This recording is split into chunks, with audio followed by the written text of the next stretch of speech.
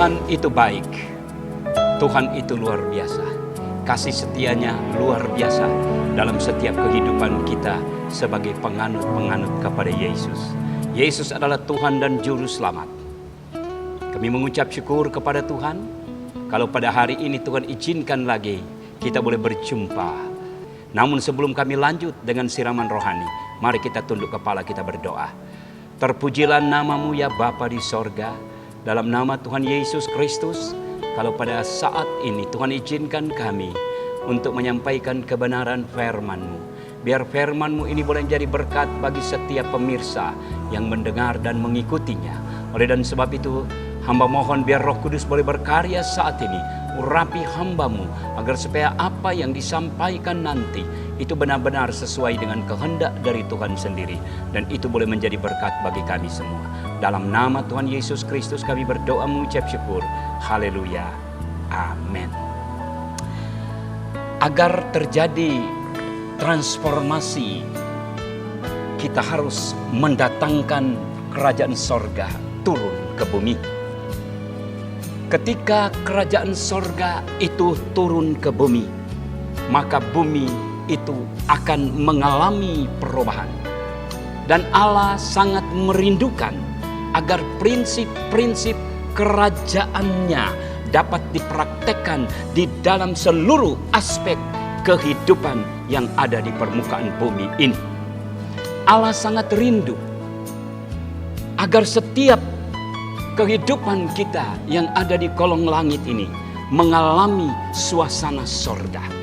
Allah berkehendak agar setiap orang percaya boleh mendatangkan sorga ke dalam kehidupannya.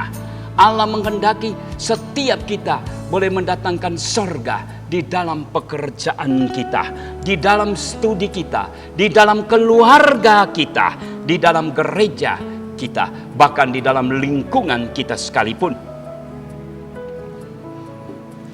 Datanglah kerajaan Allah. Allah rindu agar kita manusia dapat kembali ke Taman Edennya Allah. Karena di Taman Eden di situ tidak ada penyakit. Di Taman Eden di situ tidak ada konflik. Di Taman Eden di situ tidak ada kemiskinan. Yang ada di sana sukacita dan damai sejahtera. Manusia hidup dekat dengan Allah. Pada waktu manusia berada di Taman Eden, manusia itu hidup dekat sekali dengan Allah. Manusia hidup diberkati oleh Allah, diberkati secara utuh di dalam kehidupannya. Tapi ingat, hanya orang yang memiliki imanlah yang dapat mengundang kerajaan sorga datang dan turun ke bumi. Kita baca dulu firman Tuhan. Kita lihat dulu di dalam Roma pasal yang ke-10. Dalam ayatnya yang ke-6, firman Tuhan katakan begini. Tetapi kebenaran karena iman berkata demikian. Jangan katakan di dalam hatimu, siapakah akan naik ke surga? Yaitu untuk membawa Yesus turun. Sekali lagi saya bacakan. Tetapi kebenaran karena iman berkata demikian. Jangan katakan di dalam hatimu, siapakah akan naik ke surga? Yaitu untuk membawa Yesus turun. Dapatkah kita membawa surga itu turun ke bumi? Apabila Kristus turun ke bumi, maka bumi akan menjadi surga. Firman Tuhan katakan kalau Yesus turun ke bumi, maka bumi akan menjadi surga. Di mana ada Kristus, di mana ada Yesus, di situ ada sorga. Tetapi bagaimanakah caranya kita membawa Kristus itu untuk turun? Kita akan melihat firman Allah lebih lanjut di dalam Roma 10 ayatnya yang ke-8. Dia katakan begini. Tetapi apakah katanya? Ini firman itu dekat kepadamu, yakni di dalam mulutmu, di dalam hatimu. Itulah firman iman yang kami beritakan. Saudara pemirsa yang kami hormati, Di sini dikatakan bahwa Kristus itu adalah firman. Dan untuk menghadirkan Kristus adalah dengan menghadirkan firman-Nya. Dan cara menghadirkan firman-Nya adalah dengan mengucapkan firman itu melalui mulut kita. Firman iman itu adalah firman yang dekat. Dekat dengan kita. Dekat yang ditaruh di dalam hati kita. Dan yang diletakkan di dalam mulut kita. Itu firman iman. Itu yang harus ada di dalam setiap kehidupan kita. Dan firman iman ini adalah yang dapat memindahkan sorga turun ke bumi. Saudara permisa sekalian yang kami hormati. Caranya bagaimana untuk menurunkan sorga ke bumi? Yesus mengajarkan kita untuk melakukan doa Bapa kami. Doa Bapa kami intinya dalam Matius pasal 6 ayatnya yang ke-10. Di situ dikatakan, Matius 6 ayatnya yang ke-10, di situ dikatakan, kalau datanglah kerajaanmu, jadilah kehendakmu di bumi seperti di surga. Ini yang dikatakan dalam Matius 6 ayat 10. Kalau kita lakukan dengan iman, maka doa Bapa kami ini, itu sangat dahsyat hasilnya. Di beberapa gereja, doa ini diabaikan. Dan ada juga di beberapa gereja lainnya, doa ini hanya dihafalkan. Doa Bapa kami adalah doa yang diajarkan oleh Yesus sendiri. Untuk semua orang Kristen. Bukan hanya untuk satu golongan. Tetapi untuk semua orang Kristen yang ada di permukaan bumi ini. Karena doa ini adalah dasar dari semua doa-doa yang kita panjatkan kepada Tuhan. Doa Bapa kami bukan hanya dilakukan untuk doa-doa pribadi, tapi juga diterapkan untuk doa-doa korporat. Doa Bapa kami dapat dibagi menjadi 3 bagian. Kalau kita teliti, maka doa Bapa kami ini kita bisa bagi dalam 3 bagian besar. Yang pertama adalah pujian dan penyembahan. Yang kedua adalah doa untuk mendatangkan kerajaan sorga di bumi. Dan yang ketiga adalah pujian dan penyembahan juga. Mengerti tentang konsep ini dengan benar akan membawa iman yang sangat dahsyat di dalam memindahkan sorga ke bumi. Mari kita pelajari apa isi daripada konsep doa Bapa kami itu. Kita melihat di dalam Matius pasal 6 ayatnya yang ke-9. Yang pertama, konsep daripada doa Bapa kami ini adalah masuk ke hadirat Bapa dengan pujian. Masuk ke hadirat Tuhan dengan pujian. Matius 6 ayat 9 dia katakan, Bapa kami yang di surga, dikuduskanlah namamu. Jadi langkah pertama untuk kita berdoa adalah memasuki hadirat Allah dengan pujian dan penyembahan. Di sini Allah adalah Bapa dan kita adalah anaknya. Sebagai anak, kita tidak akan ditolak untuk masuk ke dalam hadiratnya. Karena kita ini adalah anak. Karena Yesus telah mencurahkan darahnya, kita dapat masuk ke hadiratnya kapan saja dan di mana saja. Karena Yesus sudah curahkan darahnya untuk saudara dan untuk saya, untuk kita semua. Ibrani 10 ayat 19 sampai 20 menyatakan hal itu. Kita dapat menyembah Tuhan di mana saja. Sebab Allah adalah roh dan kita berjumpa dengannya di dalam roh. Inilah yang disebut menyembah Allah di dalam roh dan kebenaran. Ketika kita memuji dan ketika kita menyembah kepada Tuhan, berarti kita sedang menempatkan kehidupan kita di bawah kedaulatan daripada Tuhan. Tuhan yang adalah raja di atas segala raja. Dan sekarang kerajaan Allah siap dinyatakan. Sebab kita telah menaklukkan diri kita kepada raja kita, yaitu Yesus Kristus Tuhan itu. Bagian yang kedua Dalam ayatnya yang ke-10, saya dapat katakan mendatangkan kerajaan surga ke bumi. Dalam ayat yang ke-10 firman Allah katakan begini, datanglah kerajaanmu, jadilah kehendakmu di bumi seperti di sorga. Iman adalah kemampuan untuk melihat apa yang telah diselesaikan Allah di alam roh. Sedangkan doa iman adalah suatu kemampuan kita untuk memindahkan apa yang telah diciptakan Allah di alam roh sana, di sorga sana. Untuk apa? Untuk dipindahkan ke alam nyata. Kalau kita melihat dalam Alkitab, dalam Matius pasal yang ke-12 ayat yang ke-28, atau dalam Lukas pasal 9 ayat 1 sampai 2, dan Lukas pasal 10 ayat 1 sampai 9, Yesus memerintahkan murid-muridnya untuk mendatangkan kerajaan Allah dengan cara menyembuhkan orang sakit, dengan cara melakukan mujizat-mujizat, dengan cara membangkitkan orang mati, dan dengan cara mengusir setan. Memang pada kenyataannya tidak semua orang yang dapat disembuhkan.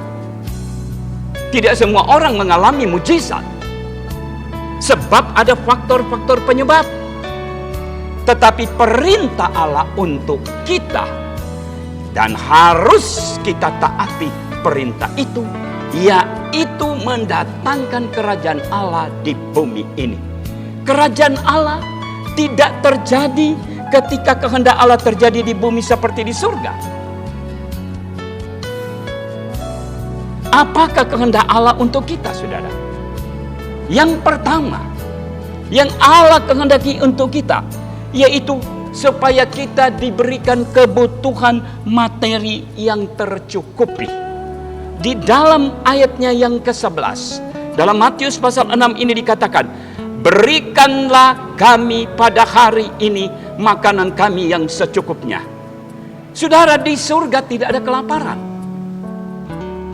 Dan adalah kehendak daripada Tuhan untuk memberikan kita secara berkat, secara materi. Allah ingin agar hidup kita di bumi ini adalah kehidupan yang penuh dengan berkat. Diberkati seperti berkat yang ada di sorga sana. Dan Allah memberkati kita supaya kita dapat menggunakannya untuk tujuan kerajaannya. Ini yang Allah mau lakukan di dalam setiap kehidupan kita.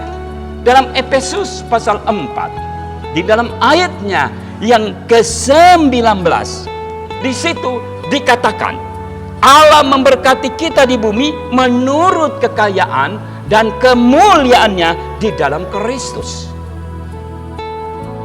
Saudara permisa yang kami muliakan, di manakah kekayaan kemuliaan Tuhan? Di manakah kekayaan kemuliaan daripada Yesus? Tentu ada di surga, yaitu di dalam Kristus sendiri. Di mana ada Kristus, di situ ada surga. Berdoalah dengan iman tanpa ragu-ragu, dan lihatlah apa yang Tuhan telah taruh, apa yang Tuhan telah taruh di surga untuk kita. Selanjutnya, di dalam bagian yang kedua, dikatakan dalam Matius pasal 6 ayat yang ke-12 dikatakan, dan ini adalah merupakan keadaan jiwa yang sehat yang Tuhan kehendaki.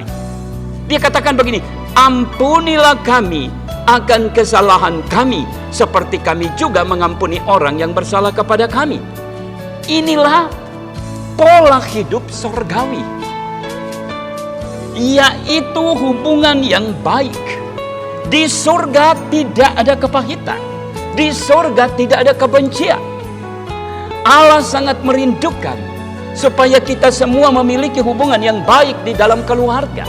Allah menghendaki supaya kita semua mempunyai hubungan yang baik dalam gereja. Allah menghendaki supaya kita semua mempunyai hubungan yang baik dengan masyarakat, dimanapun kita pergi dan kita berada. Adalah kehendak daripada Tuhan untuk keluarga kita dipulihkan. Adalah kehendak daripada Tuhan agar pernikahan kita yang retak itu disembuhkan. Dan Tuhan menghendaki juga agar hubungan antara orang tua dan anak yang buruk supaya itu diperbaharui kembali. Ini yang dikehendaki oleh Allah. Dan yang ketiga, kerohanian yang bebas dan bertumbuh. Dalam ayatnya ya, dalam pasal yang ke-6 ayat yang ke-13 bagian A dikatakan begini, dan jangan membawa kami ke dalam pencobaan, tetapi lepaskanlah kami daripada yang jahat. Di surga tidak ada pencobaan. Di surga tidak ada dosa. Di surga pekerjaan-pekerjaan iblis tidak ada. Adalah kehendak Allah agar supaya kita terbebas daripada ikatan kejahatan. Ini yang Tuhan mau, supaya ada di dalam kehidupan kita ada kebebasan. Dan Allah ingin supaya kita dapat menghindari dan kita dapat mengatasi pencobaan. Sebab pencobaan bukanlah dari Allah, melainkan pencobaan itu disebabkan oleh karena keinginan-keinginan kita sendiri. Yakub 1 ayat 1, dalam Yakub pasal 1 ayat 12 sampai ayat 14 itu mengatakan seperti itu. Jadi sangkalilah dan matikanlah keinginan-keinginan yang tidak sesuai dengan kehendak Allah itu. Itu kita harus matikan di dalam kehidupan kita. Ingat, pencobaan dapat mengakibatkan dosa, dan dosa itu dapat menghancurkan kehidupan kita. Iblis tidak dapat menghancurkan kita kalau kita tidak membiarkan keinginan-keinginan daging, keinginan-keinginan mata, dan keangkuhan hidup bekerja di dalam kehidupan kita ini. Haleluya. Banyak kali kita menderita pencobaan yang terus-menerus, tidak henti-hentinya menyerang dalam kehidupan kita. Mengapa? Karena kita tidak berdoa. Kita harus berdoa setiap pagi dan memohonkan kelepasan daripada Tuhan, memohonkan kelepasan daripada pencobaan-pencobaan yang akan terjadi. Jadi perlu ada doa dalam kehidupan kita.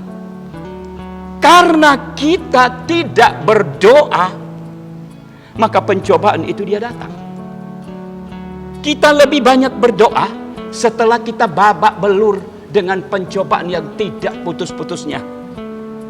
Setelah kita dicobai oleh setan habis-habisan, baru kita mau rindu untuk datang berdoa kepada Tuhan.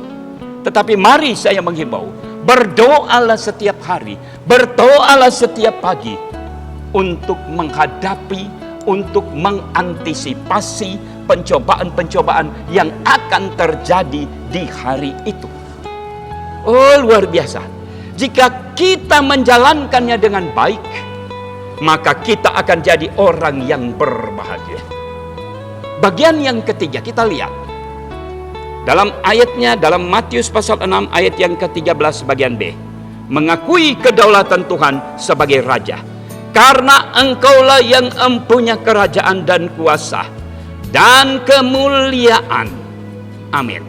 Di akhir doa kita harus mengakui bahwa Dia adalah Raja di atas segala raja, yang memiliki kuasa, yang memiliki kemuliaan sampai selama-lamanya.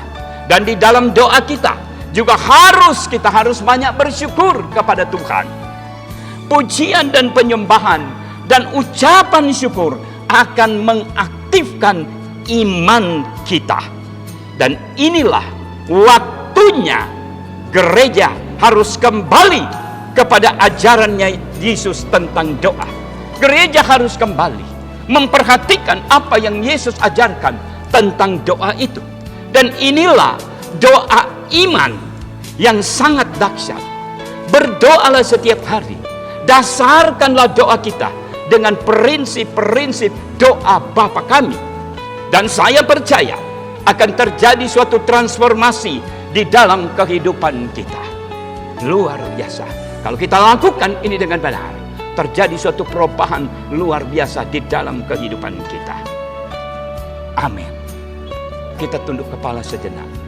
Kita berdoa buat firman yang sudah disampaikan. Terima kasih Bapa di sorga. Berkatilah firman-Mu dan sempurnakan itu di dalam setiap hati dan kehidupan kami. Biar firman-Mu boleh berkarya di dalam setiap kehidupan ini. Supaya kami boleh melakukan sesuai apa yang Engkau ajarkan bagi kami. Bagi pemirsa yang sakit, Tuhan pulihkan kesehatan tubuh mereka. Yang lemah berikan kekuatan, yang susah dihiburkan. Muliakan nama-Mu dalam kehidupan kami semua. Terpuji-pujilah Engkau. Dalam nama Tuhan Yesus Kristus kami sudah berdoa mengucap syukur. Amin. Tuhan itu baik. Sampai jumpa di waktu yang akan datang. Sekian. Allahku, Bapa dan Sang